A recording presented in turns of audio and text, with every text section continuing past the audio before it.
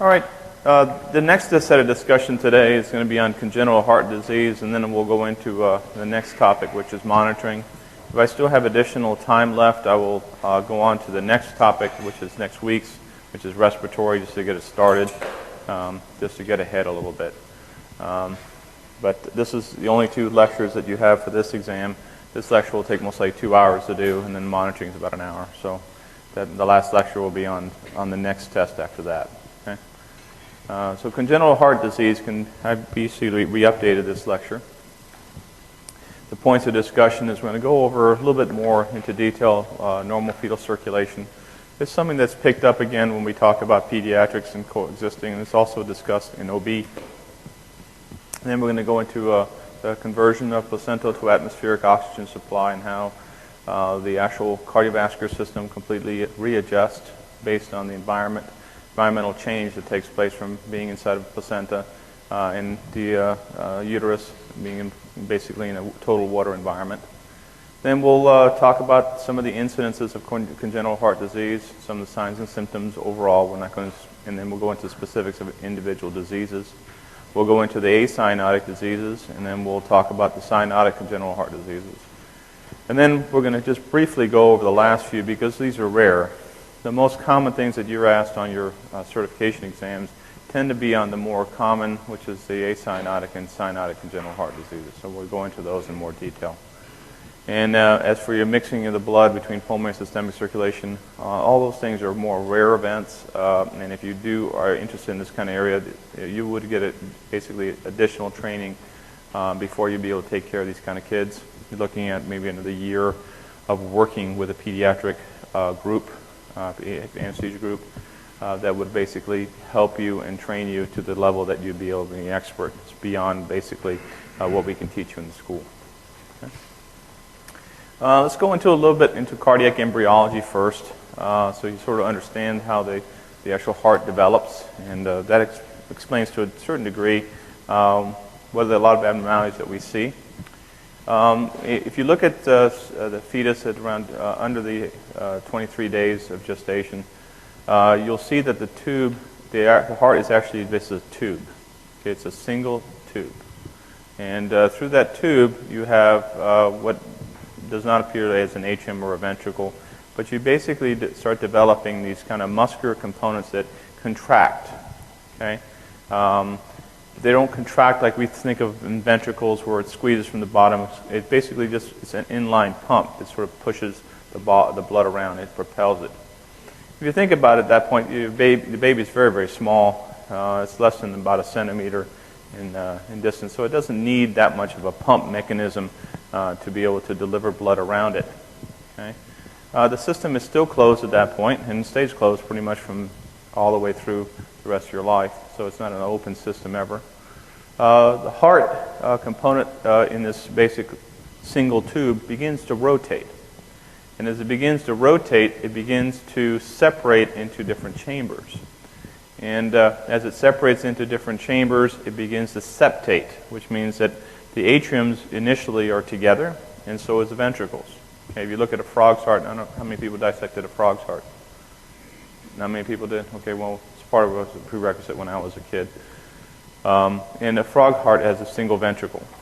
Okay, so just like us, and when we're fetuses, we have single ventricles, and then we convert into a double ventricle system as we progress. When you separate this area into two atriums and two ventricles, everything is sort of rotated around, and your right atrium and your right ventricle tend to be anterior in this picture, and you leave your left atrium and left ventricle posterior. Now that's normal rotation, which is basically levo rotation, rotates to the left. Okay, if you're rotating to the right, which happens occasionally, the heart can be what's called dextrocardia. It doesn't mean that the heart will be abnormal. Actually, some people with absolutely totally normal hearts could have their heart actually in the right side of their chest and actually live a completely, essentially normal life. So even with that, it doesn't mean anything bad. Now, what will happen is if you don't septate properly, which in other words, you don't separate the chambers properly, okay, then you will have holes inside the heart. And Where the holes are at is never in the ventricles themselves, but it's always in the septal walls. Okay? If you had holes in the ventricle wall itself, you would exsanguinate and pass away as in utero. But during this normal gestational period, these kinds of septal walls begin to migrate in different directions. The first one that we need to sort of talk about when we start talking about ASDs, which is atrial septal defects, is the first portion of embryology where you begin the separation of the atriums occurs through what's called the primum. Okay? This septal primum is the first one that begins to move from the cushions upwards. Okay? And as it begins to develop, it eventually tries to form the whole atrial wall, but it's not completely successful. It begins to form part of the foramen ovale. Then the actual secundum septal portion comes around and comes behind it and sort of acts like a shutter. Okay? And that's where you can get problems with patent foramen ovales if the secundum does not seal properly after your birth, and it gives you what's called a patent ductus foramen ovale. All right, so embryologically, this is something that you eventually are going to have. You're going to convert from a fetal circulation to an adult circulation. Remember when we're talking about a fetus, a baby is basically totally dependent on mommy's blood supply of nutrients as well as oxygen and other waste products to be removed by the placenta, which is attached to the uterus. So the baby is basically attached to the mom by an umbilical cord. And that umbilical cord basically is where all these nutrients are coming back. The baby has no way of oxygenating himself because he's completely covered with amniotic fluid. So basically, he's in an underwater state. Okay? As a consequence, the lungs are not operational at that point. If you look at the actual lungs themselves, they're actually filled with fluid, and they do not have any air in them at all. Okay? Now, some of that fluid, but it's a really small percentage of it, is actually amniotic fluid. Most of that fluid is actually transudate that comes out of the lung, which ends up being surfactant being produced later on. So your lung is essentially free of amniotic fluid under normal conditions, okay, or very little amount of it is getting into your lungs. Most of the time the baby swallows, or anything that he gets in his mouth, he swallows it and he actually gets it into his stomach, and then he basically passes it through or absorbs it through his intestinal tract into his system to basically hydrate himself. So amniotic fluid is something that you don't necessarily want into your lungs in large amounts. That's why the baby is totally restricted. Now, let's look at the actual circulation.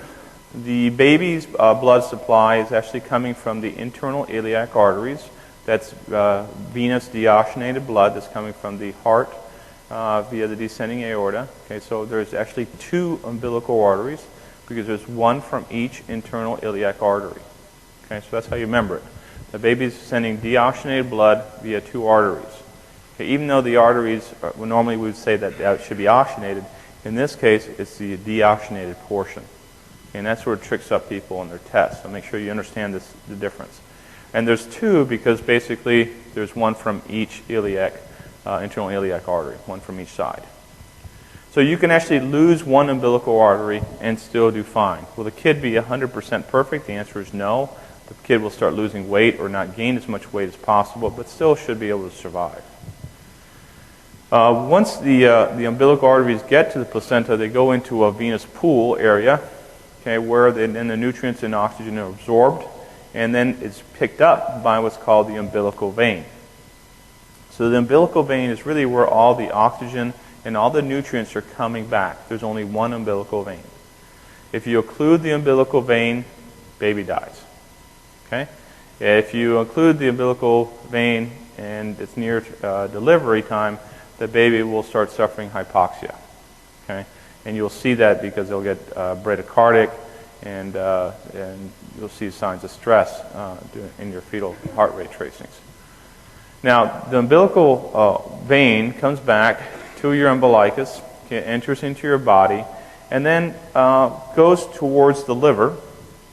And if it would be very bad if the umbilical vein were to directly give all the blood directly to the liver. Okay? because the liver would basically chew up the oxygen and the nutrients too fast. So instead, it bypasses the liver, okay, through what's called the ductus venosum. The ductus venosum eventually becomes a ligamentum venosus. Okay, after you've been about a week old, it closes. It actually closes more rapidly than that in some people, and eventually becomes what's called the falciform ligament, okay, for the liver. And we'll talk about that in coexisting. Okay, so that actually separates out the hepatic lobes into the left and right hepatic lobes. But while you're in the fetal stage, you have this large vein that bypasses the liver. It shunts through the liver, in other words, okay, and directly connects up to the inferior vena cava. The oxygen saturation of the inferior vena cava is unusual in the sense that the fetus is actually the highest oxygen concentration in your body.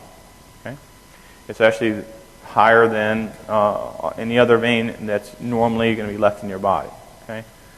Now, once the oxygenated blood enters into the right atrium, it mixes with blood that is desaturated from the upper extremities, which is the brain and upper extremities. Okay? And as a consequence, the saturation will fall, okay, but not too bad. You're looking at 70% saturation, 60% saturation in child, and that should be okay. And then the blood has to decide which way it should go. And what happens with 88% of the 88% of the right ventricular output, I'll show you that in a minute, but about, say, let's see, what's the number actually? I think it's 80% of the actual blood flow goes from the right atrium directly into the left atrium. Okay? And the reason that is because the PA pressures are sky high. And the pulmonary artery pressures are extremely high because the pulmonary vascular resistance is very high. So in a sense, in this situation, you have a right to left shunt, which in this case is good because your oxygenation is not coming from the lungs, it's actually coming from the venous return. Okay, so now you're bringing oxygenated blood to the left atrium this way, and then it pumps it the normal way through the left ventricle into the aorta, and it gets into the baby's brain, and everybody's happy at that point. The other 20% that makes it into the right ventricle, so only about 80% goes right directly across, only 20% goes down. That's still a large chunk of oxygenated blood that you really don't want to shift to the lungs. You're going to do nothing with it. So what ends up happening of that 20%, 88% of it that is ejected out of the right ventricle will actually shunt through the ductus arteriosus. Okay, and there's a duct that connects the aorta to the actual left pulmonary artery. At least the majority of the textbooks say left pulmonary artery. There's some, and I'll show you that later on, there's some differences, but most of the time when you're asking that as a test question, it's the left pulmonary artery. So 88% goes through there, and the other 12% actually goes to the lung. Because the lung needs some oxygen to keep it alive. It's an organ after all. Okay, you cannot survive without oxygen supply either. Okay? And so the lungs actually are only receiving 12% of the cardiac output. Now, when you're born, okay, as soon as you're born, the big step that changes is that the baby will begin to take in a big deep breath. As soon as the baby takes in a big deep breath, the lungs will rapidly expand, and hypoxic pulmonary vasoconstriction will drop off very rapidly. And as a consequence, your PA pressures will fall, your PVR falls, and the baby then will accept the right ventricular outflow at higher percentages. So this is the ductus venosum. Here's the picture of it. Okay. So here's the first breath. Okay. You convert the placenta to a lung oxygenation.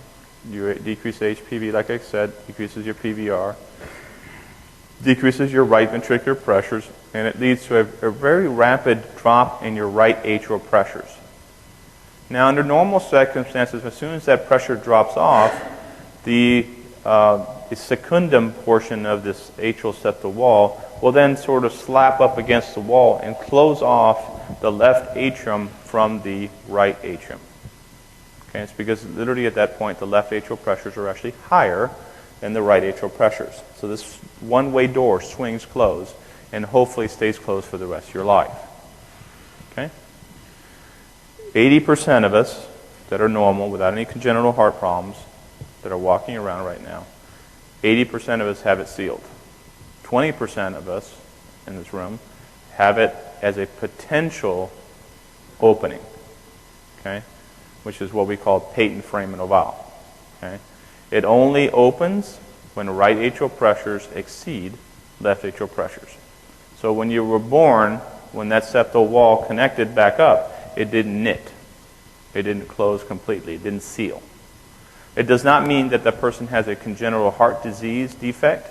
It just means that you did not form the seal. But otherwise, that person could live all their life completely normal and never pick up that they have this problem. And you would find it only in pathological examinations or something bad happened where you have a very rapid increase in right atrial pressures. Okay, so most people have a closure of the foramen valve. Eventually, the next thing that will happen is you'll close your ductus venosus, and the last one you'll do is you'll close your ductus arteriosus. Okay? And now what you've done is you've established a complete separation of the right circulation, which we call pulmonic circulation, from your systemic or left circulation. When we're talking about these topics today, and we talk about right and left, what I mean by right means pulmonic, left means systemic, or left-sided, left atrium, left ventricle. Okay?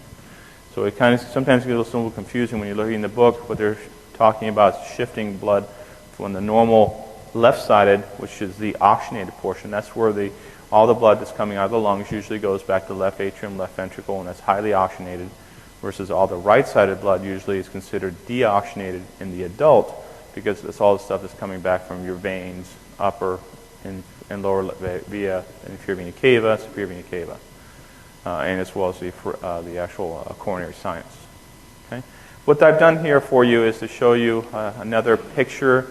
This is more linear, showing you the fetal circulation, how the mixing is taking place, how the umbilical vein is returning right here through the ductus venosum here, and then how it circulates past into the left atrium and then goes to the systemic circulation and goes out to the baby's organs.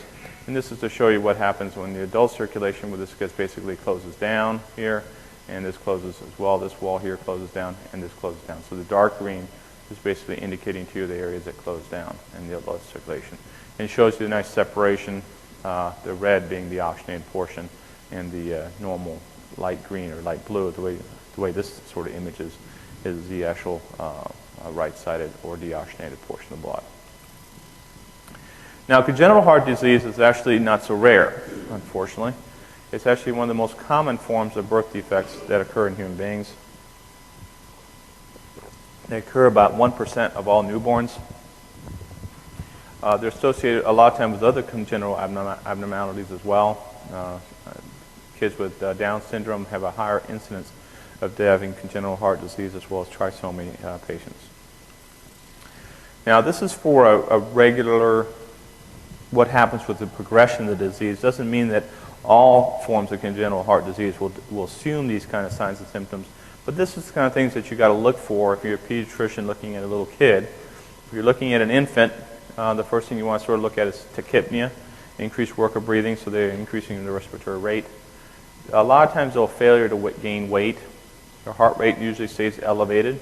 Some of the cyanotic heart diseases will develop congestive heart failure.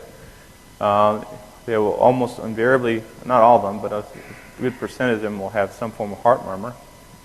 And they will, if you let the disease progress too long, develop cyanosis, which is really a bad sign. You try not to have the kids blue as much as possible because it usually means something that's it's a shunting that's getting worse when it's going from left to right to left. And that's what we call Eisenmenger syndrome, which we'll talk about in a little bit. If you look at children that haven't been treated, which in the United States doesn't happen very often as much as it used to many, many years ago, a lot of children that come in from other countries don't have the same degree of medical care, and as a consequence we see kids that come in from other countries with one of the severe symptoms, which is you see the clubbing effects. If you're seeing clubbing, that's a very long delayed hypoxic effect.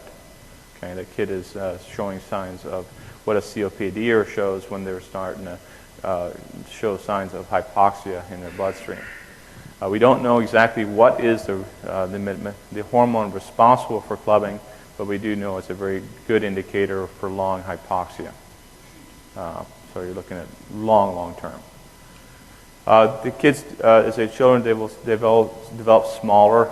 They'll have decreased exercise tolerance. Usually the parents will tell you the kid doesn't do very much except stay home, doesn't really run around with the regular kids.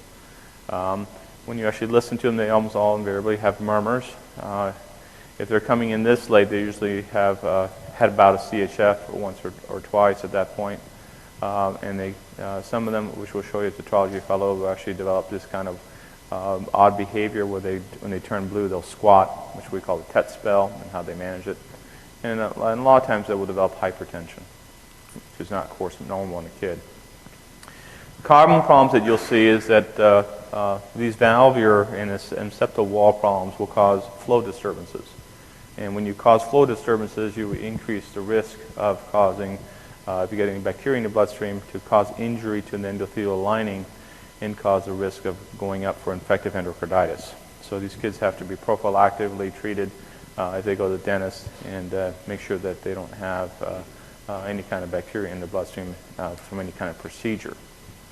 Conduction injuries can lead to things like cardiac dysrhythmias and complete heart block, which would be pretty serious in a child, because this kid is completely, stroke volume is basically not going to change in a child all the way to the age of 6.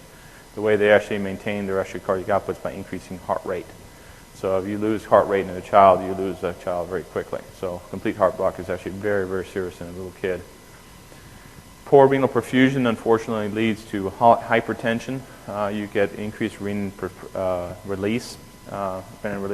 You also see an increase in erythropoietin production because the kidney begins to perceive that it's a low oxygen state. The problem with the polycythemia is that it increases the viscosity of the blood. Okay, and you mix that with dehydration or poor intake, and that kid may have a much higher risk of developing thromboembolism from that alone. Because of the high flow disturbance and the high amount of hemoglobin in the bloodstream, that will increase the shear potential on the red blood cells, and you will, as a consequence, begin to increase the levels of uric acid concentrations in the bloodstream. So that's just because of the breakdown of the actual red blood cells. You will also, of course, see an increased level of bili, but bili tends to be processed pretty effectively in the child, but it's another consideration if you've seen the kid getting jaundice, it could be for that reason as well. And you can also develop a coagulopathy as well. The thromboembolism, of course, can go systemic, which means it can go from the heart to the brain, so you can get increased risk of strokes. When the strokes develop in a child, they cause necrosis of the actual brain tissue. And when that happens, if you have any kind of bacteria in your bloodstream, because now the blood-brain barrier has been disrupted, you can get cerebral abscesses, which are very serious, as you can imagine. Now, what are the categories of congenital heart disease? You can look at this point as the 6 main ways of looking at. The ones that we're going to concentrate on, they're mostly the first 2.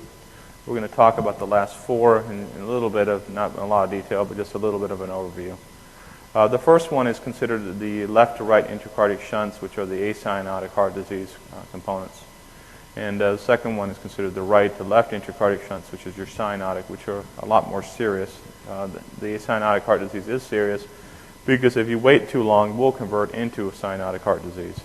But cyanotic heart disease needs to be treated more rapidly, and as a consequence, the risk goes up. If the longer you can wait for a child to get more developed and bigger, it's easier surgically to repair.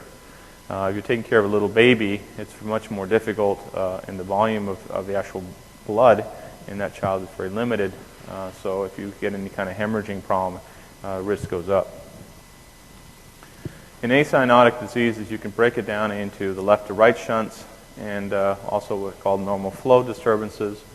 If you're looking at the high flow left to right shunt problems, or like VSD, ASD, AVC and PDAs, which I'll show you that in a minute.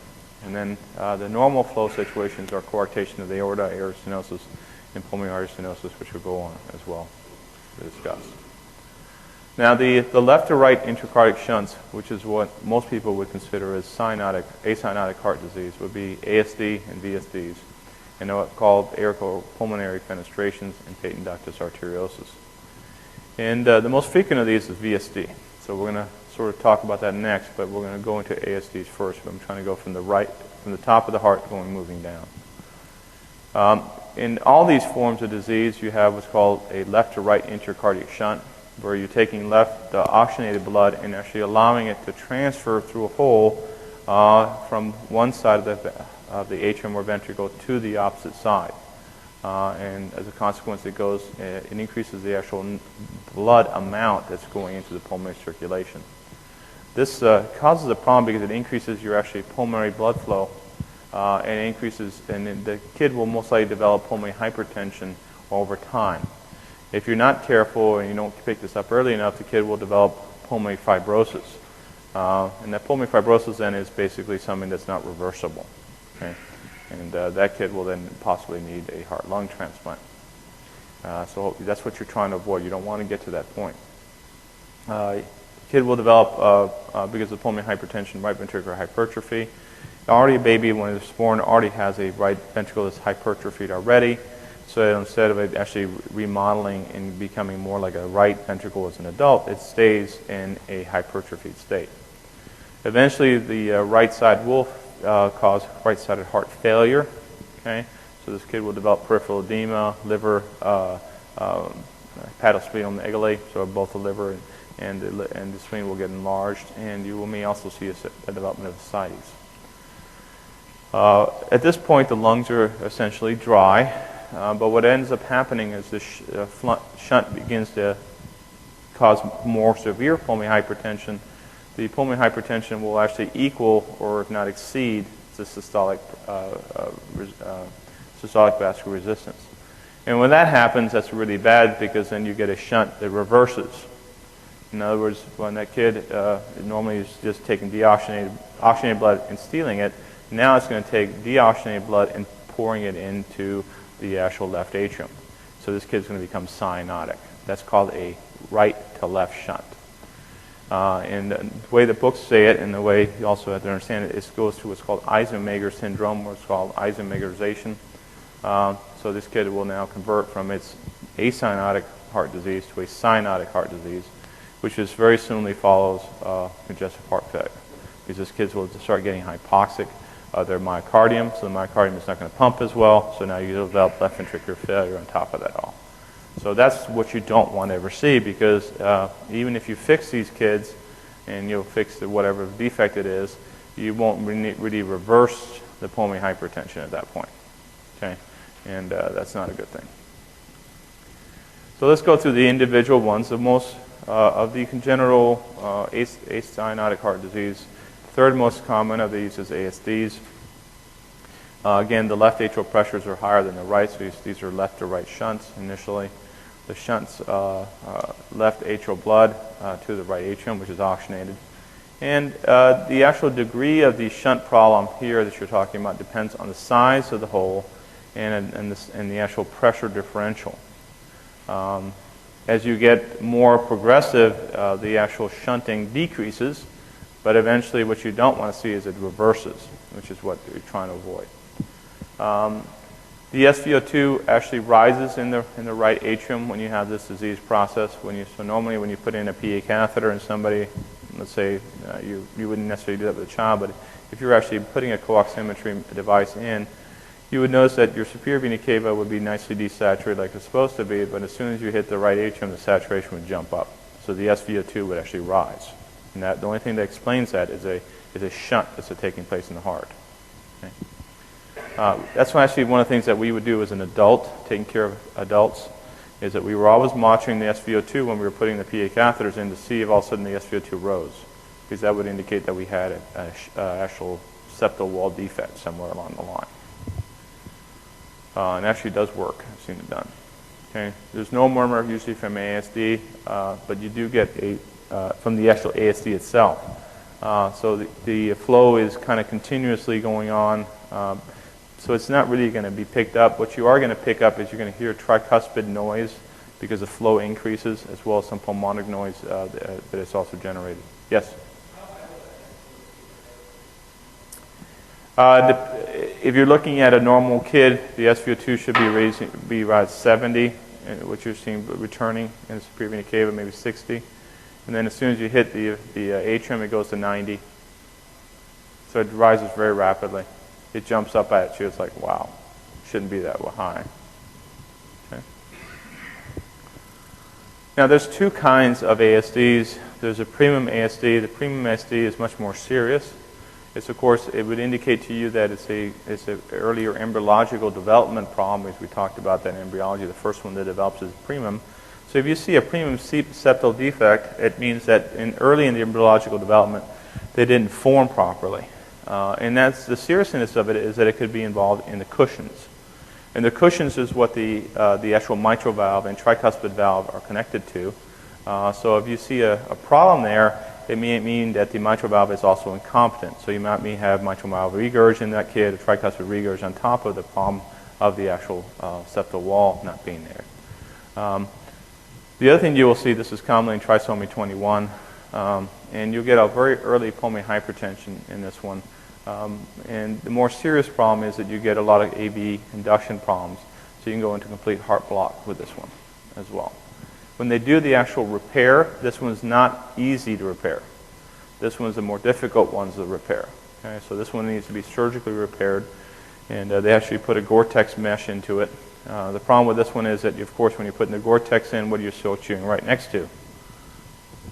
Right through the AV node. So you can knock the AV node out, and all of a sudden the kid's got a complete heart block on you. So you always got to sort of plan in this kind of case for that kind of problem. Okay. Usually at that point we have a pacemaker in the kid, or we have the pacemaker readily available, so we can convert to a pacemaker if we need to. Secundum defects are more common, that's good. It does usually not lead to a very significant arrhythmias. They will sometimes go into atrial fibrillation because the flow jets out and will actually irritate the atrium, and the kids can go into atrial fib or atrial flutter.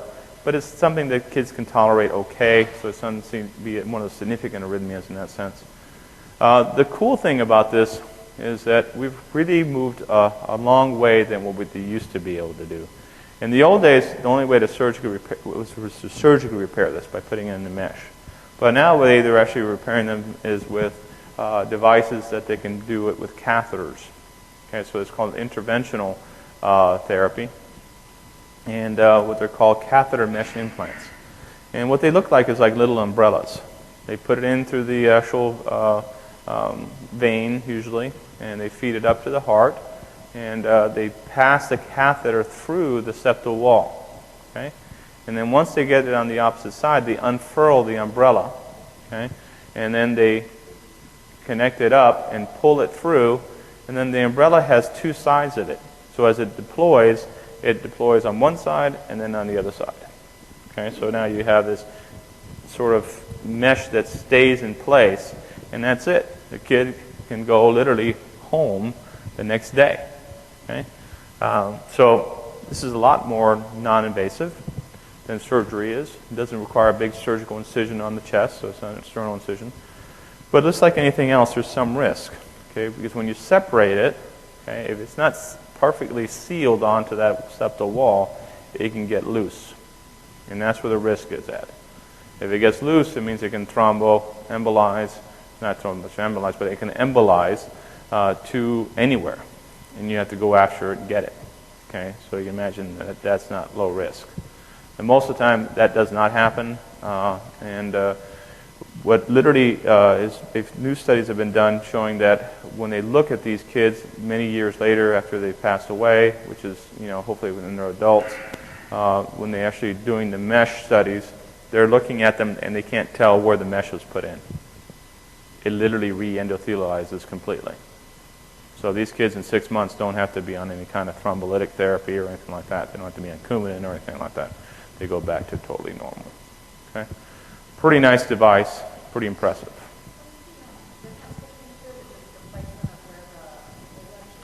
Yeah, you see this one needs a septal wall all the way around it so they can get hold of it, versus the premium, let me go back, the premium is so down low, it's down in here. It's right up against the cushions.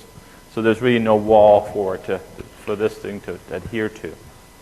Okay, so you really need, when you see the way the foramen of valve is produced, okay, is when the premium is actually developing, okay, it leaves a small hole, and then the other portion of the premium then disintegrates, and that's what actually forms the foramen of valve, okay, and then the other side actually closes down.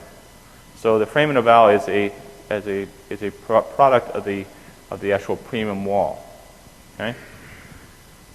So when you have secundum diseases, which is this next one, okay, the actual secondary layer is not formed. Okay, so the secondary curtain that comes behind it never formed, and it leaves that kid with an ASD. Okay, the good thing about it is that this whole wall is already there. Okay, it's just that the curtain behind it is not, and that's what we're mimicking here with this device. We're mimicking and generating a curtain that can stay in permanently in these kids. It's pretty brilliant. I mean, just if you think about it in the sense of engineering principle and how this thing actually gets in the architecture, it's daunting mathematically. I suspect you couldn't do this without computers. That's why it wasn't done until recently, because you need that sort of 3D CAD to be able to do it. But it's pretty impressive stuff. Now, there's other rare diseases called sinus venosus. I'm trying to say in all the atrial diseases right now. And basically, this is an unroofing of the right pulmonary vein and the right atrium. So the right pulmonary vein is actually directly attached to the right atrium, right where the superior vena cava is coming in. What that happens is that you get oxygenated blood returning to the right atrium from the pulmonary circulation. Okay? This is not pulmonary artery, but this is a pulmonary vein. Okay? So the pulmonary vein, which is now oxygenated, is coming back. It pours the oxygenated blood in here, and then it goes into the right atrium. So you get also some degree of left atrial transfer blood from the right atrium this way as well. The book says that the actual, when the atrium contracts, some of that blood will actually flip backwards through because there's no one-way valve inside the atrium. So when the left atrium begins to contract, the blood will actually be pushed into the right atrium, adding more to oxygenated transfer. This gives you a lot of problems with right volume overload problems in this case. A little bit more difficult to fix. Again, this is some of you have to surgically go in there and put in a Gore-Tex patch usually. Now, the patent foramen valve is really not a true ASD. It's basically a persistence of fetal anatomy, which, as I told you before, about 20% of the population has a patent foramen valve. It tends to be clinically silent, and the only time you see it is when you increase right atrial pressures. Okay, what can increase right atrial pressures? Well, Valsalva can do it, and the other thing that will increase it is if you put that person under positive pressure ventilation. So everybody you should put to sleep, you should be very careful about not letting air go into your IV tubing. You don't have to be completely crazy about it, but you should be really careful not to dump in 20 cc's of air into somebody.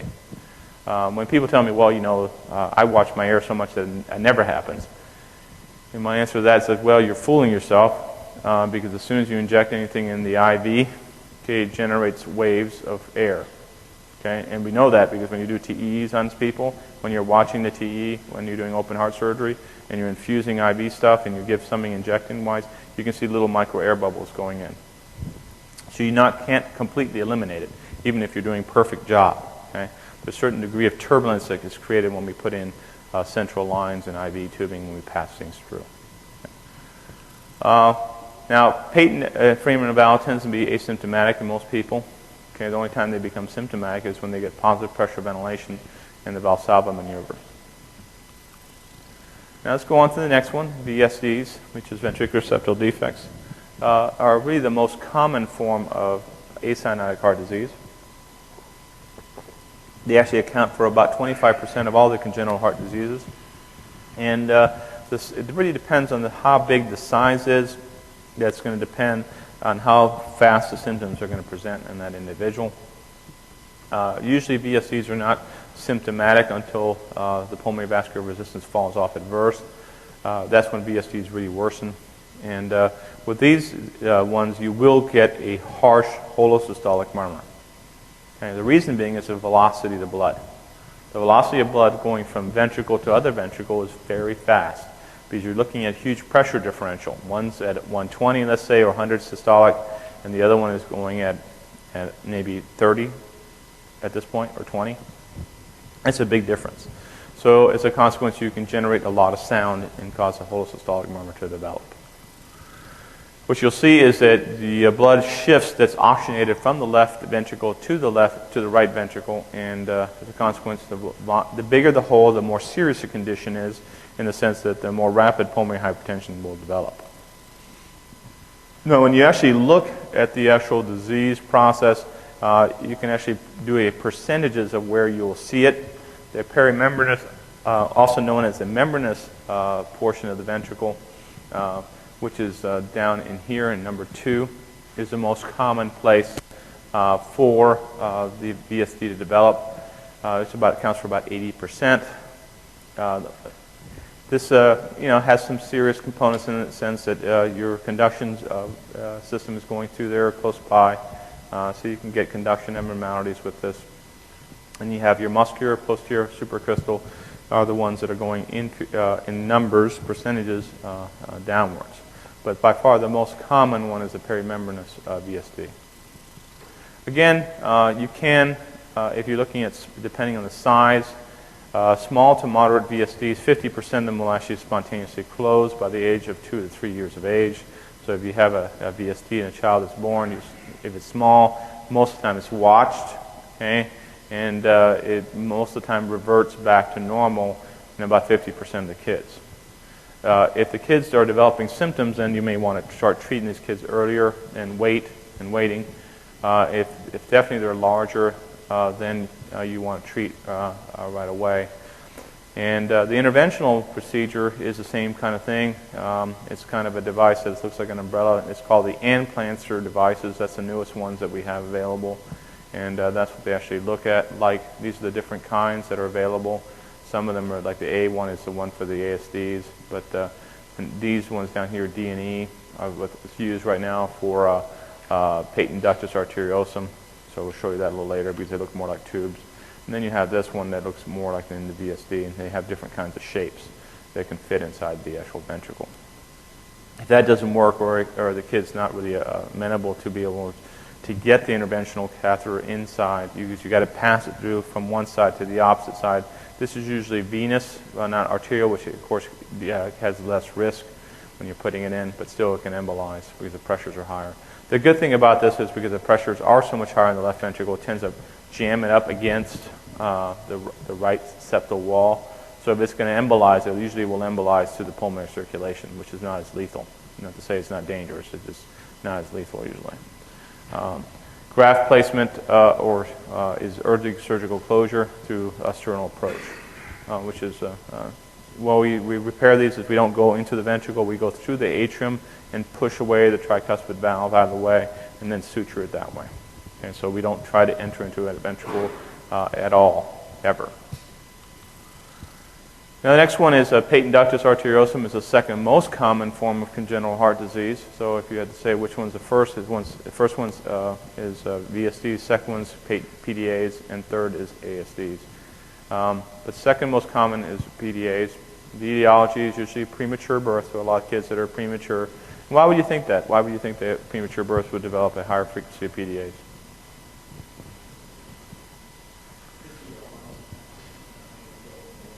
That's right. Well, if you stay in a hypoxic state when you're born, PDAs don't close. It imagines or thinks for some reason that you're not where you should be, which is highly oxygenated at that point. That's why the last one, which is increased risk at high altitude bursts, goes along with that same kind of concept. So that's why if you look at human beings, I think the highest population for birth, I think, is 14,000 feet. Nothing above that. Nobody really lives above that because kids can't be born and be safe at that point. Okay? So there is an increased risk of high altitude bursts to develop PDAs. The other thing that if the kid if the mom developed rubella during pregnancy, it was called congenital rubella syndrome, has a high risk of staying open as well. What you hear with this murmur is a continuous murmur. Okay, it sounds like a machine that's inside the chest. It's kind of really, when you first hear it, it's like pretty obvious. Usually heard right above in the left side very, very well. Now the ductus arteriosus is normally vasoconstricts at birth due to decreasing prostaglandin levels. So prostaglandins is what actually keeps it open. As soon as the prostaglandins drop off, then the PDA closes. If your PDA doesn't, if it stays, sometimes you want it to stay open and you actually want to give that kid prostaglandins to prevent the PDA from closing, especially in some of the cyanotic heart diseases like we have. Keeping a PDA can actually be life-saving in some of these kids, and when it begins to close, it will actually cause them to die. But most of the time, usually because of the hypoxia that develops very rapidly in these kids, their PDA doesn't not normally close down. Normally, under normal conditions, the PDA is, the way this picture is drawn, is really connected to the left pulmonary artery, okay, and it's attaching the descending aorta to the left pulmonary artery. Okay. The primary responsibility of as a fetus is that the the oxygenated blood that's coming from the right ventricle going out to the pulmonary circulation, 88% of it actually gets diverted through and shunts through and goes to the descending aorta. The problem with this, of course, is now that you're born, is now you're sending deoxygenated blood here, and now your oxygenated blood is coming out to the left ventricle into the aorta. And now oxygenated blood that should be going to the lower extremities now, because the pressures here are higher in the actual aorta in comparison to the pulmonary arteries, it shunts through and causes what's called a left or right shunt. So now the lower extremities are being starved of oxygen, okay, and there's less volume going to them. So these kids will basically have weaker pulses in the lower extremities, a little bit, not too noticeable, not like coarctation, but it is a little bit noticeable. Okay, if you really are a good clinician, you can pick it up. The other thing that will be apparent is that the kid will look like their lower extremities are a little bit, low, not as developed as the upper extremities. That can be more subtle. It really will jump out at you when you have a coarctation, though. Okay. Now the ductus arteriosus, of course, is not. It's like anything else. Okay, we tell you a percentage. 90% of PDAs are located here. The other 10% will be variable. Okay, so that's what this is. Okay, this is the actual variability. Now the question is, why do we actually care? And the answer has to do with that interventional radiologists now are beginning to map this and starting to show you the percentages of certain kinds of PDAs. And certain PDAs are actually not amenable to treatment via the actual stents. Okay, so this is the different kinds that they're seeing. Okay, some of them have very high risk for interventional therapy, because you can imagine something like this, which is tight on both ends and weak in the middle, would look like aneurysmal. You put something in there, it could rupture, and those are things that people want to sort of know. Also, something like this that has a very tight entrance like this, it's hard to get the catheters all the way through and deploy the stents. The best type, which is the more common type, is type B. Okay, that's what is easier to fix. Okay? Just like everything else, and type C's are not so bad either. But the type D and E's are much more difficult and have much higher risk. PDA signs and symptoms. Most kids are asymptomatic. If you have moderate PDA, they will develop fatigue, dyspnea. They'll get palpitations in adolescence and develop an increased risk for atrial fibrillation.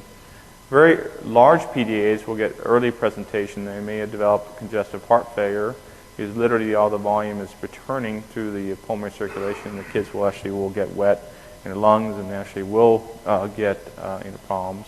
They'll get tachycardia, poor feeding, slow growth, and recurrent lower respiratory tract infections. And they have also a very high risk of developing what's called an endarteritis, okay, which is an inflammation of the actual pulmonary blood vessel. And that endarteritis can then cause fibrosing to take place, which is very serious. So that's why all PDAs are treated, okay, for that main reason, that last part. Not for the other stuff, but for the last reason. Because then that develops severe pulmonary hypertension for that reason. The ratio of pulmonary to systemic blood flow depends on the actual degree of the PDA. So the pressure gradient from the aorta to pulmonary circulation is dependent on the ratio of pulmonary to systemic vascular resistance. If you increase the SVR, you actually increase the left to right shunt. If, on the other hand, you decrease SVR, you actually decrease the left to right shunt. So that's what we tend to try to do therapeutically. That's the right thing to do. You don't want to flood the lungs. The body is more happy if it's just a little bit lower of a gradient. Okay. If you increase PVR really, really high, it decreases the left to right shunt significantly and actually can cause reversible flow. But that's really very highly unlikely. Okay. Not something that you see clinically most of the time. Because those people at that point would have severe pulmonary hypertension and would have a lot of other associated problems at that point. Okay? So very, very infrequent. And what you would see would be not cyanosis in the hands, but the cyanosis would develop in the feet. Okay? So you would only see feet cyanosis.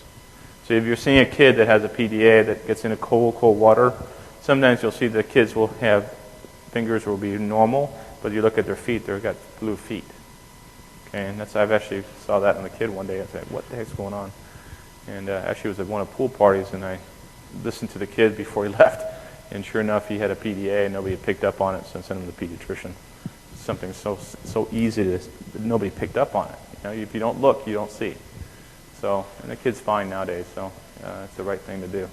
So if you see something strange, don't shut up and don't say anything. You know, say something to somebody, and they'll see somebody that's more trained in that area and to fix it. Okay. Diameter of the ductus arteriosus is also very important. That's what I showed you the variability before. The larger the diameter, the more serious. The length of the ductus arteriosus, of course, the longer it is, actually the problem is less. Okay. The shorter it is, the more problematic it is because the higher the shunt fraction tends to be. Again, what you see with patent ductus arteriosus in normal conditions, now you're taking oxygenated blood, pumping it into the pulmonary circulation, and that's what gets the lungs all wet because of too much volume getting into the pulmonary circulation. And this leads to very rapid pulmonary hypertension as well as developing endarteritis of the pulmonary artery. If you wait too long, you'll develop what's called Eisenmenger. Eisenmenger is basically a description of a reversible flow from left to right to left. It's bad because it indicates a very severe pulmonary hypertension. So you really need to treat these people before they develop this. If you do get the right to left shunt PDA, you get cyanosis, like I said, in the lower extremities. And sometimes you'll pick that up, just like I said, because of environmental effects. Treatment, medication, if your kid's young, we'll give prostaglandin inhibitors such as indomethacin. Okay. That works pretty well in little ones, especially in the Pyrenees. Interventional treatment are catheter coiling or implants or deployment, which is, of course, the kid can tolerate those. It's much better. It's not 100% in the sense that it doesn't cure it 100% of the time. You're looking at about 1% failure rate, and some of the failure rates can be pretty serious in the sense that you can embolize. Sometimes, like the coiling, what was really done before, the coils would be threaded into the actual PDA, and it would literally form like a corkscrew inside of it, and then they would form a clot, and it would basically at that point stenose down. But if the velocity was too high, it would basically keep pushing the clot through, and then you get systemic embolization into the pulmonary, and you get like microemboli into the lungs. Not good. Okay, so that's why the implants I think, is a better system because it doesn't really put coils in. It actually puts in the device and deploys like an umbrella, and it completely occludes it. And within a few weeks, few months, it completely endothelializes and looks normal. That's what's really cool about it. Okay. Or if you have surgical repair, you have to do it through a left thoracotomy approach, so you have to collapse the left lung. A lot of times in kids we don't put a single lung ventilation, so you're not going to put a double lung tube in a kid. The worst that was ever asked of me to do was, and a young one, was to do one lung intubation, which it's not really a smart thing to do for very long. But most of the cardiovascular surgeons that are taking care of peds are really excellent. They'll just collapse the lung by putting pressure on, like this picture shows, and they'll just look at and they'll just clip the PDA, and it's really quick. If everything goes fine, this is a really easy procedure in the sense that it'll be done in 45 minutes and you'll be out of the room. But if something really goes bad, you better be prepared. So all these kids, we always had lined them up to the hilt. Because I had one time we were coming in with a clip, and the surgeon says, okay, I'm about to clip, and just as soon as he touched the PDA, it ruptured, boom. And then it became really bad, really quick. And I learned that day that when you're giving transfusion to little ones, you transfuse them with syringes, not blood bags. Okay? You're actually pushing syringes, and if you give it too fast, you can actually put the kid in failure, which I did for the first time. It's like, damn it. It's like, and the kid came out of it pretty quick. So the kids are, in that sense, they are reversible. They have a lot more physiology to them that can tolerate some of this craziness that we have to do with them. Videoscopic procedures are also something that's newer. It's a little bit less invasive. I think it's still fraught with a little bit more risk in kids because you don't have enough space to work off of. Some of the new video stuff that we have is maybe a way to go in the future, but right now still technology is still working on it. And the last one I'm going to talk about, then we'll stop here, give you a 10-minute break, is aortic pulmonary fenestrations, which is the last one of the acyanotic heart diseases. Then we'll go into into congenital aortic stenosis. Aortic pulmonary fenestration occurs because the actual aorta and pulmonary artery are one single trunk. Okay, that's called the truncus when you're in embryology. Okay, and when we get onto other forms of disease, we'll actually talk about truncus arteriosus, where you have only one major artery coming out of the heart. Okay, but under normal circumstances, when you're born, when you're embryologically a fetus, you only have one major artery coming out, but then it separates. It actually develops a septal membrane that rotates and separates out the pulmonary artery from the aorta. And that's why the aorta's position is behind, posterior to the pulmonic valve, okay, for that reason, even though the pulmonary artery rapidly dives underneath it. Okay? That's because it's separated out. Okay? But at one time, these were together. The separation has to be perfect. If it isn't, you form little holes. Okay? And those little holes are actually difficult to pick up. And that's what forms the little left to right shunts. Is it something that's severe? The answer is most of the time it's not something that we surgically repair, unless it becomes really clinically evident. The problem with these people is that they're not really athletes. They can't really run as well, and they deoxygenate pretty easily. All right, let's still go into now congenital aortic stenosis. So this is still considered a congenital abnormality, and it's still considered an acyanotic heart disease because it doesn't really cause a flow disturbance, okay, in the sense of altering from left to right shunts, okay. The reason it's important is because it develops over time into very severe disease processes that tend to be seen more in the adult than in the child. If you look at congenital aortic stenosis, it's 4 times more common in males than females. And usually it's associated with other significant cardiovascular anomalies if you see it in the child, which is usually coarctation of the aorta. Okay? What you see in these kids is they're born as a bicuspid valve, but again, like I told you before, it normally does not show up as a problem until you become an adult. Okay? The bicuspid valve will still open up about 70% the normal diameter, not the full 100% of the tricuspid, but it still should be adequate and not really cause too much of a problem. If it begins to stenose down beyond that, then it starts getting into left ventricular overload syndrome, so the left ventricle will hypertrophy. Unfortunately, a lot of times when the high velocity flow is that it actually may actually damage the arterial wall and is associated with an increased risk of developing an ascending aortic aneurysm as well. Usually with these, just like aortic stenosis murmurs before, it's a crescendo-decrescendo murmur. The symptoms that occur later in the disease process is fatigue, exertional dyspnea, angina, and syncope. The treatment of congenital aortic stenosis, if no symptoms, is basically just to observe. Okay?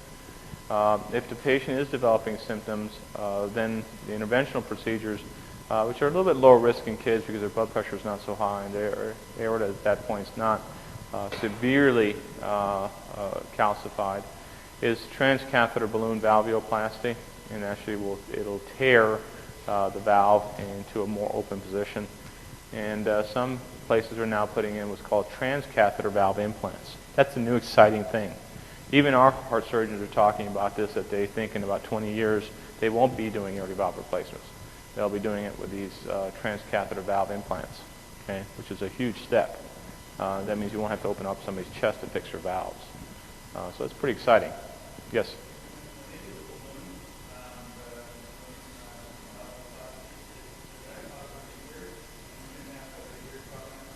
Yep. But it's usually a small aortic insufficiency that you get out of it. Okay, not severe most of the time. Well, it's a debatable concept. That's why people are usually closely followed by echo after that. Make sure that it's not becoming an issue. It will happen is the ventricle may start dilating, and that requires immediately open heart surgery to fix the valve then, at that point. Okay. What it's doing is it's bridging you. It's giving you time. And the more time you have with this new technology that keeps coming out, the better it's going to be. So, this is like the model, if you had your iMac, your first Mac back in '76 compared to what you have now, it's like it's like having a Porsche nowadays compared to the piece of junk you had in the past. I mean, you can maybe do addition with it, but it's a completely new technology that's coming out. But this stuff is even beyond what I understand how it's actually moving so quickly. It's just amazing. I got exposed to a lot more of this stuff in the DNAP coursework. I had to review some of this new stuff that they're coming out with, like LVADs and stuff like that. And what was sort of science fiction when I was a resident now is becoming commonplace, and things that couldn't be done before. So the more time you have, as long as research keeps going, which it is in this area at least, then there's more chance of actually getting. The longer you wait, the better it's going to be. The big risk of doing a transcatheter balloon valvuloplasty is that it tremendously increases the left ventricular load on the heart when you put the balloon up. And during that time period, the heart is not pumping any blood out at all. Okay, so you can go into acute MR, and you can go into congestive heart failure. So it can get pretty nasty. Okay, so it's one of those kind of things that it's got to be quick, and it's got to deflate as soon as you ask it to deflate. And that's one of the complications in the past. The thing did not deflate properly. You can imagine that would be bad. Okay. Valve replacement, of course, is open heart procedure with bypass, and that's all the associated risk with that. So it's not small. If you look at the next valvular disorder that you see is pulmonic stenosis, and this is sort of part of your homework last week, so I added a little bit more detail and sort of give you a hint of what I was asking you to study is included now in this lecture series. When you look at pulmonic stenosis, it could be supravalvular, valvular, or infravalvular in location. Okay, and it doesn't really matter where it's at, in the sense that the most common one is valvular. It's when the actual pulmonic valve, instead of being tricuspid, tends to be a bicuspid valve as well. And it tends to be fused a little bit at the commissures, so it has an increase in resistance. You can get sometimes supravalvular, which is peripheral pulmonary stenosis, or that may develop. Okay, so the actual pulmonic stenosis is not in the valve itself, but it's up here in the pulmonary trunk or in the right or left side. Either one of them is going to cause an increase in right ventricular load, so as a consequence you get a right ventricular hypertrophy that develops. You do get a decrease in lung compliance, decrease in ventricular compliance, which leads to an increase in RVD-EDP, and then leads to an increase in CVP. Eventually, what you will develop is right-sided heart failure in these kids. So let's go back to our friend. This is like your homework. Okay, so this is your pulmonary your pressure volume curve. This is under normal conditions. This is for a normal person. Okay, but remember, this is on the right side. So the difference is that the waveform is identical in the sense of the pressure volume loop, but the difference is the pressure heights. So this is a 10, 20, and this one's up to 30 up here. Okay, so it's not the same, not as the left side. Do you guys get that? I saw somebody scrunch their eyes and going, do you understand what I mean by that? Okay. What you're measuring when you're looking at right ventricle is what its pressure is pumping against. Okay, and it's not like systemic circulation, which is pumping against an aorta that has a pressure of, say, 80 or 100. Okay, instead, the pulmonary circulation only usually goes to around 30, 35, maybe 40 at the max. So when you're producing your pressure volume loop, you're basically producing one now that looks a lot smaller. Okay, if you actually did your left ventricle loop, it would be somewhere like this, off the screen. Okay, because the pressures would be so high. Okay, so that's what sort of pay attention to. And this is right-sided pressure volume loops. Okay, now what you'll see next, let me erase this thing. This is a person that has developed pulmonary hypertension.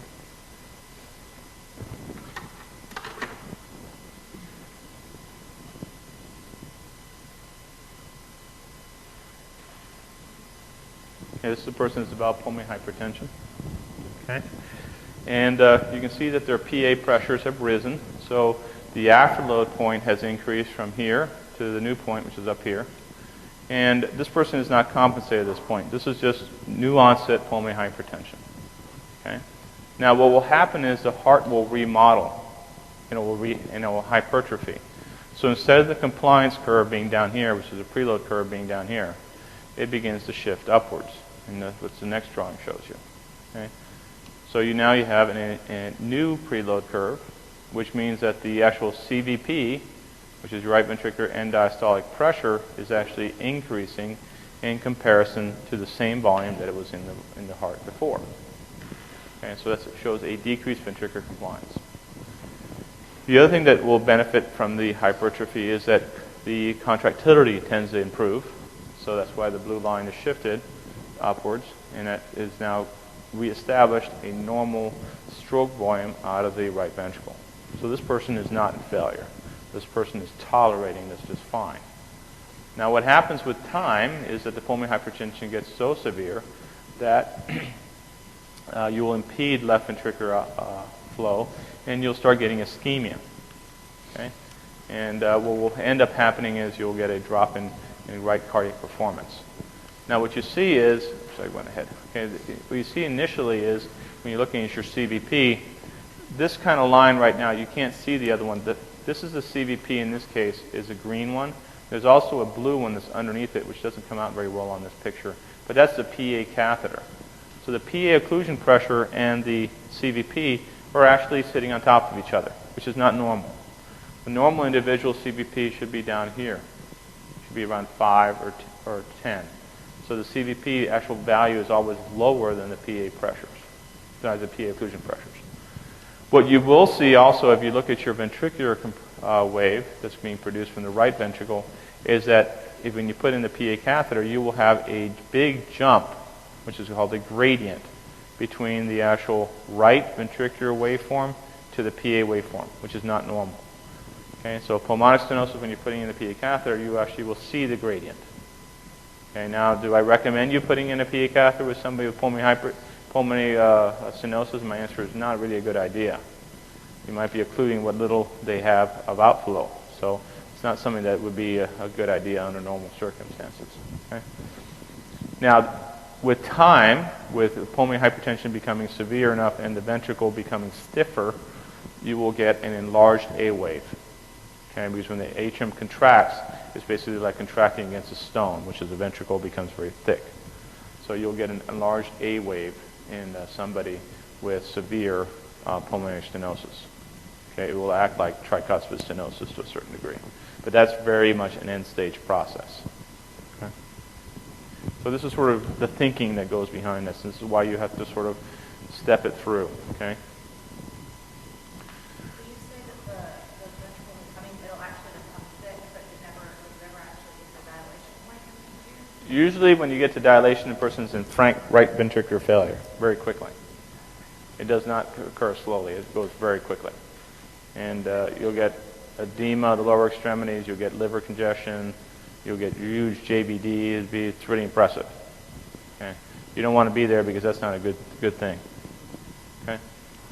Treatment, if it's mild, basically there's no treatment needed. If it's mild, if it's moderate to severe, then you can do the transcatheter balloon valvuloplasty. And actually, people can actually tolerate it not having a pulmonic valve just fine most of the time. Okay? As long as you don't have severe pulmonary hypertension developing. And that's why surgical repair is less often used. It's really actually pretty infrequent. Next one, that's considered a cyanotic, acyanotic heart disease, is coarctation of the aorta. And it's a narrowing of the aorta. Usually it's located near the ligamentous arteriosus. They used to call it preductal versus postductal, but that's really been found to be totally a waste of time. So really, you just call it as coarctation. Okay?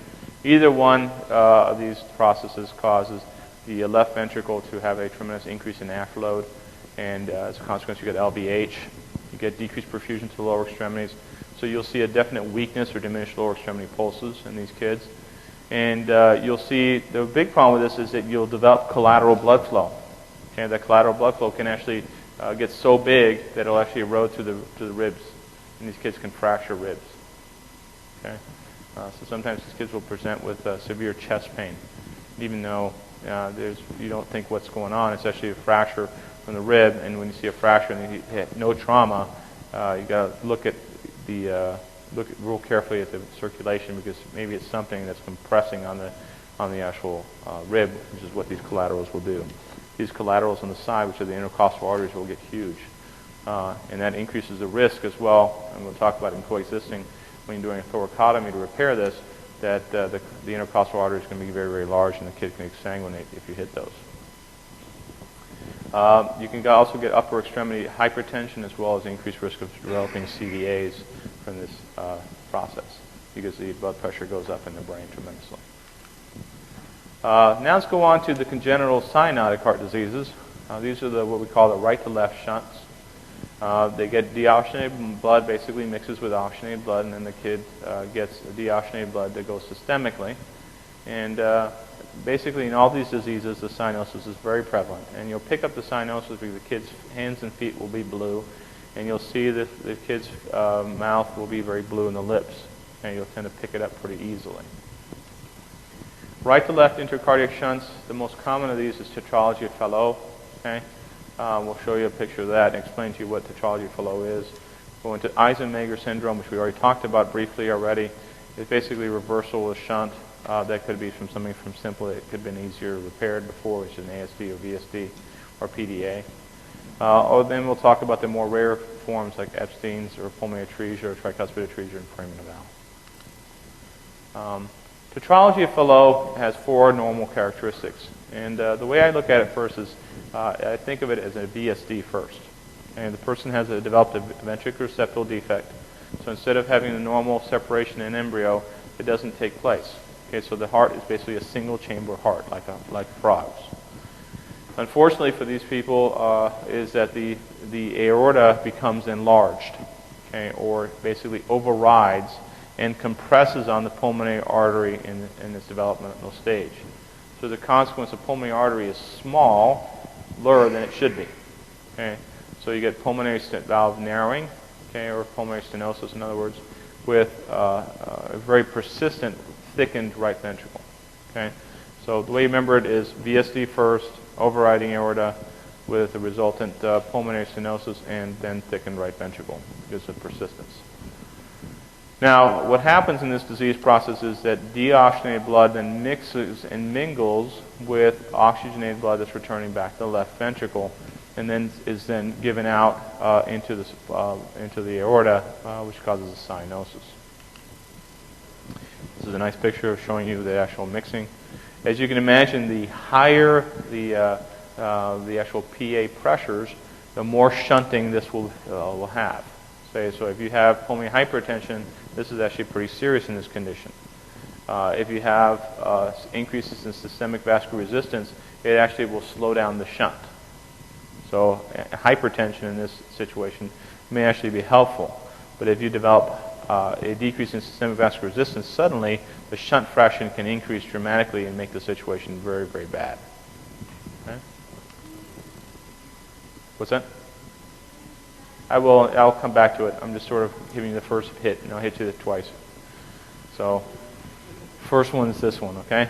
What do you get? When these kids start crying, they develop what's called TET spells, okay? They're also called hypercyanotic attacks. And what you see in these kids is they cry or increase their pulmonary vascular resistance is what they're doing, okay? If you increase the PVR, okay, the right ventricular pressures have to be greater. okay, to push the blood into the pulmonary circulation. So instead of doing that, the blood decides to go through the septal wall, okay, and goes from right to left. So the higher the pulmonary hypertension you have, the more rapid the deoxygenated blood goes into the left ventricle, which then gets into the systemic circulation. The other thing that the kid will do as soon as he develops this is that the brain will see lower levels of oxygen. And the way the brain normally understands the levels of oxygen is that it's not getting enough air into it, so it begins to hyperventilate. So hyperventilation is not causing it, but is a symptomatic result of hypoxia to the brain. And if you wait too long, the brain will actually then go into syncope. In other words, it will appear to seize. Sometimes the kids will have seizures, or not really seizures, it's just hypoxic seizures that they're developing, and they'll develop syncope. What are TET spells? Okay, what induces them? Screaming and crying induces pulmonary hypertension. That's what you have to know. Okay? This increases your PVR, increases your right to left shunt, increases your cyanosis, and it can lead to syncope, arrhythmias, and hypoxemia. Okay? That's pretty much what I was saying before. Okay. Now, what happens when you develop prolonged hypoxemia is that your kidney, even though it's being adequately perfused, it's still not being adequate in oxygenation levels, so renin production increases. So these kids tend to get hypertension early. Okay? So they get renin-induced hypertension, which is, of course, driving your angiotensin II levels up. The other thing is these kids are going to act like kids that are exposed to high altitude, which is they're going to increase their erythropoietin levels and increase in levels of hemoglobin and RBC production. So polycythemia is common. Sometimes dehydration can be something that occurs, and it increases the viscosity even further. And of course, that increases the risk of developing thromboembolic events like strokes, cerebral abscesses, and infective endocarditis. So this is the typical kid that will get all these kind of severe complications. Treatment is palliative. We're going to go about that and talk about it more in coexisting, so I'm going to sort of go through that very quickly. I'll explain to you what a Potts-Waters and Blalock-Tussig procedure is later on. And usually what we do in these kids is do complete correction at the age of 3 to 6 years of age. For now, you just have to understand what the disease is and how to sort of know what the problem is. That's what I'm going to ask you on the test. I'm not going to ask you about the actual treatments as much. If you're looking at the complete repair, this is a very simplified. What we do is we close up the actual VSD with a Dacron patch, and then we actually open up the pulmonic artery and just put another Dacron patch in it. And usually the valve is incompetent, so the pulmonic valve is left incompetent. The reason they do that is because then they come in many years later and then replace the pulmonic valve if it becomes a problem. Okay? It's just too difficult to fix it in a little kid and then wait. Usually you're doing this at the age of 6 or less, so you don't want to put in a valve at that point, which is not adult size. By the time it gets to be an adult, now he needs a valve anyways. So they sort of want to wait it out. Okay? The good thing is, as soon as you do this procedure, the kid turns from blue to basically pink. So it's really an impressive thing to do. The right to left shunts can be increased by, this is what the test questions come from usually. So hint, hint, this is one I want you to pay attention to. Decreased systemic vascular resistance will increase the shunt. Increased pulmonary vascular resistance will increase shunt. And the other thing that everybody seems to forget is this one, which is increased muscular contractility, okay, or myocardial contractility. That actually accentuates infundibular obstruction of the right ventricle. Okay? So that's another reason why shunt actually increases. Now, things that you want to sort of be anesthetic concerns. Well, again, we'll talk more about this in detail in coexisting. Just want to give you is that one of the things that you want to do is avoid dehydration. Usually ketamine inductions are fine because they increase sympathetic tone. And nitrous oxide, as long as you use under 50%, you're fine. Maintenance-wise, we tend to use neosynephrine very early on, okay, because it basically increases SVR. We try to avoid ephedrine, and this is where a test question is going to come from, because ephedrine increasing heart rate and increases contractility, okay, which is not what you want. So it's a bad thing to do. Does it increase afterload? Yes. In that sense, it helps. But the downside is increasing heart rate, which is emptying the ventricle more, and then you're doing the worst thing, which is increasing contractility, which is what causes the infundibular obstruction. Now, Eisenmenger syndrome is basically taking ASD and VSD and waiting too long to treat it. And now you've allowed the shunt, the pulmonary circulation to get high enough in pressures to cause a reversal of a left to right to left. In this situations, PVRs are very, very high, okay? And it results in hypoxemia and basically contraindicates surgical correction. That's very, very bad at that point, okay? What these kids need at that point is a heart-lung transplant, not something you want to do, okay? So guess what? It doesn't happen very often because there's not many kids that are going to be donors at that age. All right, let's go into Epstein's malformation. Epstein's malformation, the tricuspid valve. In this situation, the tricuspid valve is very low, and basically the right atrium is a huge chamber, but the right ventricle is very small. Okay, what you see is that the right to left shunt is frequently present because you have to have an ASD or PFO, which is patent foraminal valve, and you see tricuspid regurgitation and right-sided heart failure a lot of times in these kids. Okay. The reason the cyanosis is because the actual ventricle cannot pump adequately out, and you get more of a shifting from right to left from the ASDs or PFOs. Pulmonary atresia with VSDs. Okay, again, you have no pulmonary artery. That's usually going to kill you pretty quick. Okay, your oxygen can get into your lungs just fine, but there's no oxygen to be absorbed into the blood because there's no blood getting there. What keeps these kids alive is what? If you have pulmonary atresia, what's keeping you alive? How's it getting into the lungs then? PA, pulmonary artery. Pulmonary artery goes through from the patent ductus arteriosus. So you have to have a patent ductus in this kid. Okay, if the patent ductus closes down, game over. Okay, so pulmonary atresia with VSD is non-survivable most of the time unless you have a patent ductus arteriosus. What's that? Yep. Yep. Yes.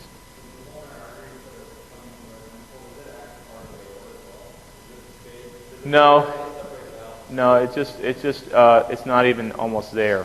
It just basically becomes like a scar tissue. It's just not there.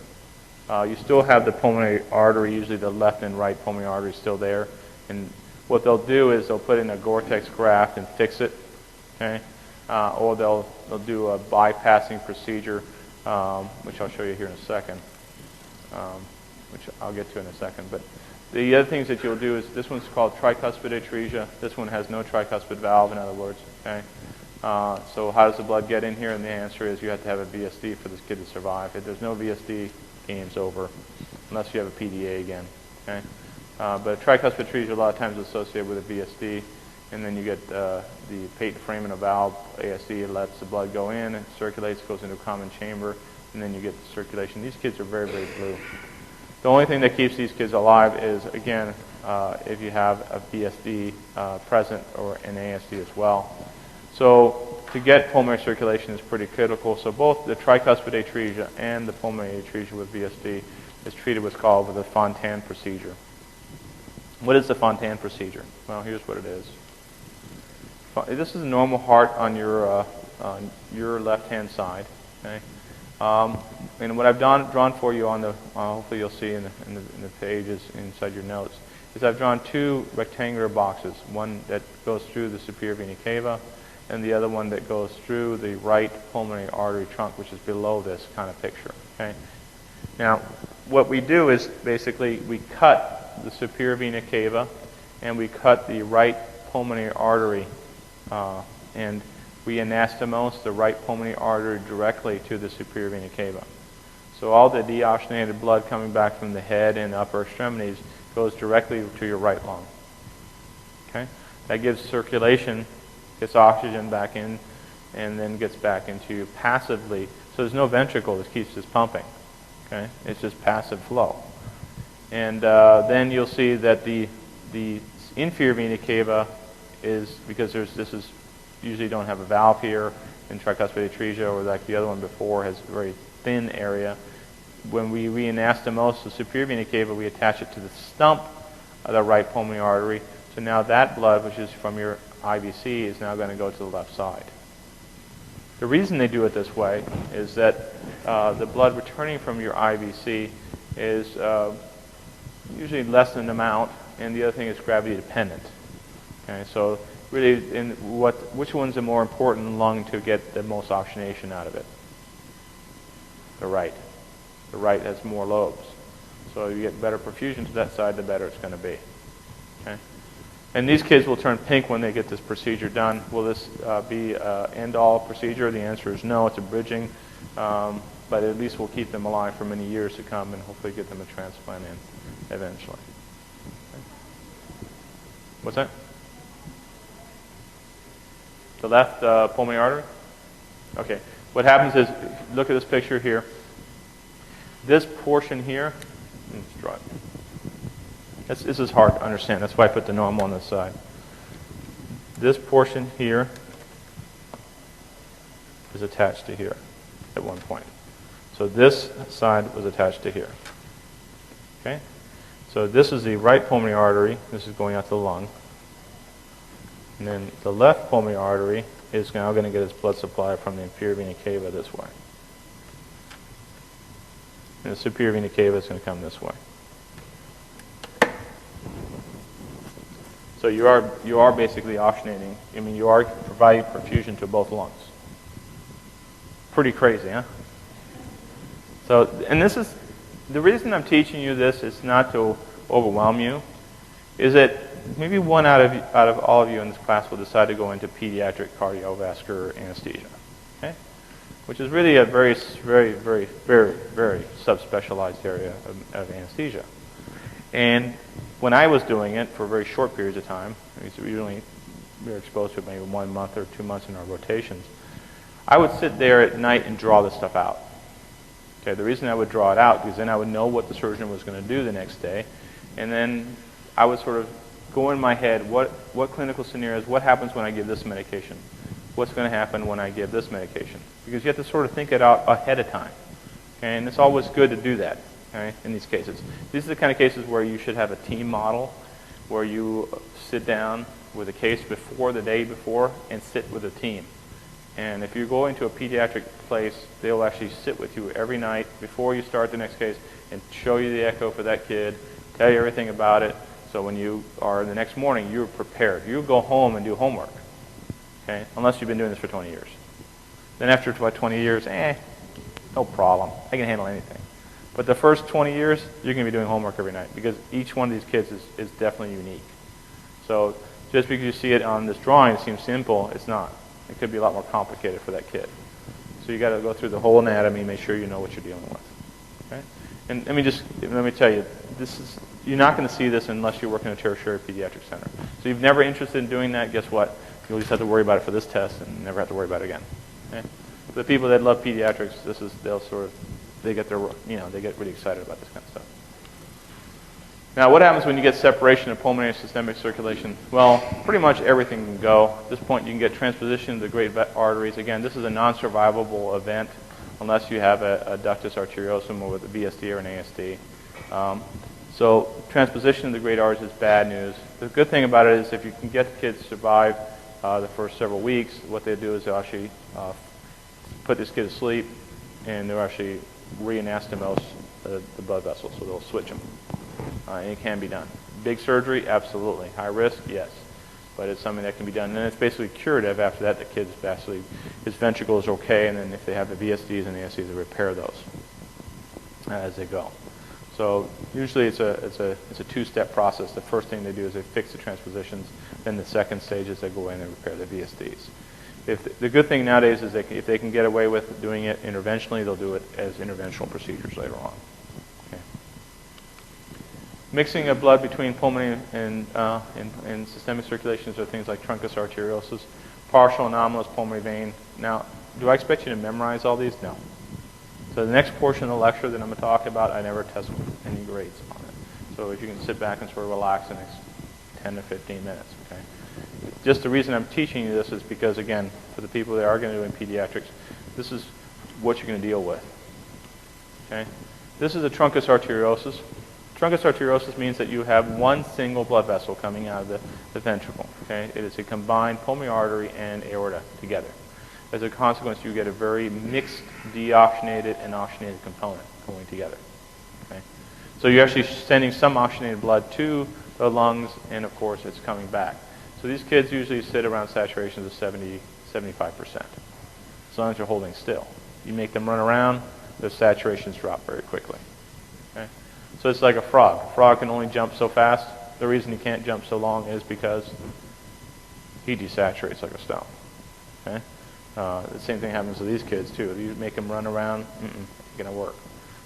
So this is a major problem in the sense that you have only one single artery. This is what embryologically you do as a fetus, but you should have separated the circulation into two different components. So they do repair these, but these are big stage procedures.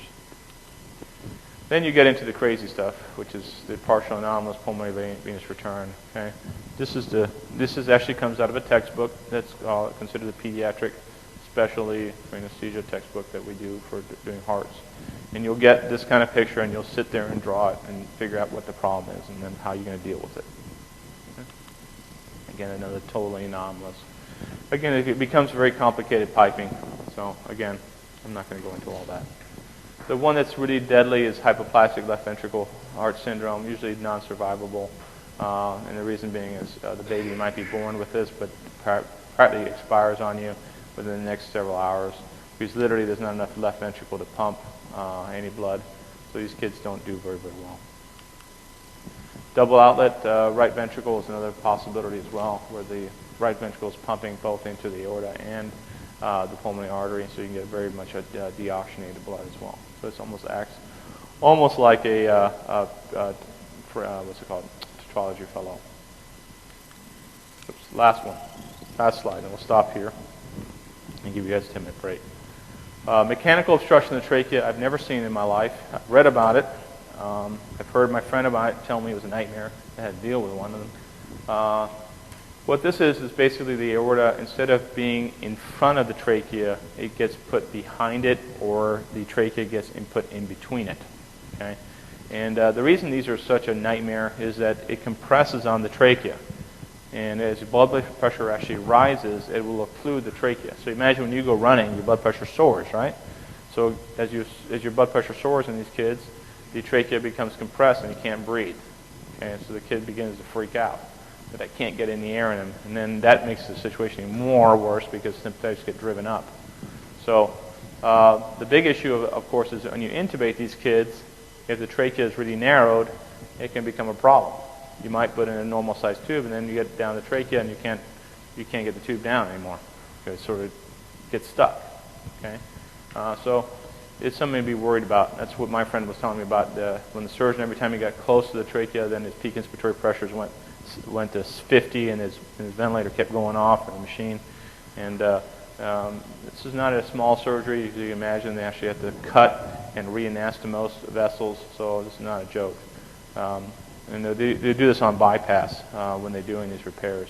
But it's still, when they're getting close to it and they're fixing stuff, they're putting the retractors in, you can actually lose your airway temporarily. But you've got to talk to your surgeon really quick when you're having these problems. You also have what's called a pulmonary sling, which is the trachea is in front of the aorta, and same kind of problem occurs. The other thing that happens in these kids is they get dysphagia because they can't swallow very well. Mostly solids that gives them problems. Okay. Again, these are things that something hopefully you'll never see. Yes? Do any of these heart defects have like genetic, I guess like a pediatric data? Yeah, a lot of it has to do with genetics. There's so little that we understand about genetics so far. It's becoming more, we still understand maybe about 1% of what genetics really do. But we do know that this is associated with a lot of genetic abnormalities in children that have higher risk, or Down's kids have a much higher risk of developing congenital heart disease, and trisomies as well. Okay.